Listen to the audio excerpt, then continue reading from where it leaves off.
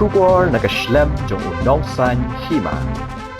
Kamaulang Sports Club haka arpo hanyo tari ulaber hajar arpo hendriu kelapen hap perdano e lumpung yele kai football ke belatip kum ke second Lyngdoh Memorial Football Tournament hajar arpo hendriu Hamadan Lyngdoh Stadium site snat Maulang Southwest Khasi Hills District.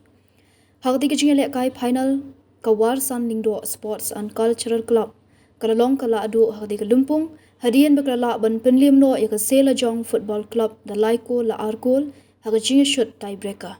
Ya ke khusnam shimet ke bekentop yu orang yele kai betbet la yo da ubi Lyngdoh na ke Selajong FC nong apkol betbet da udajiet merthong na ke Warsan Lyngdoh Sports and Cultural Club bar unong thap kol bebon hakne ke lumpung u Silver Star thongni na ke MLP football team.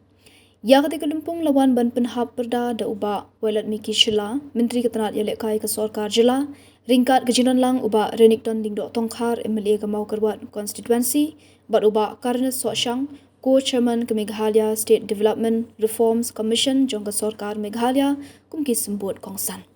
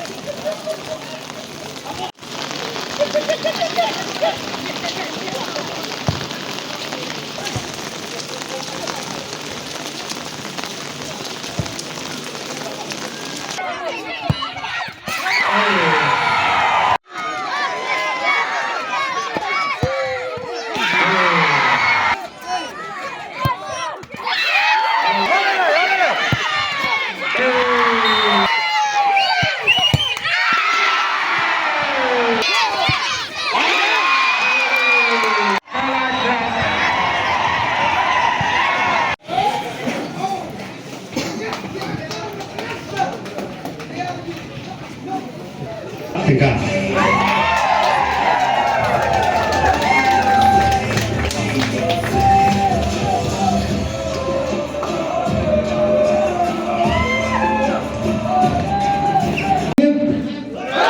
Pynliem, Pynliem, Pynliem,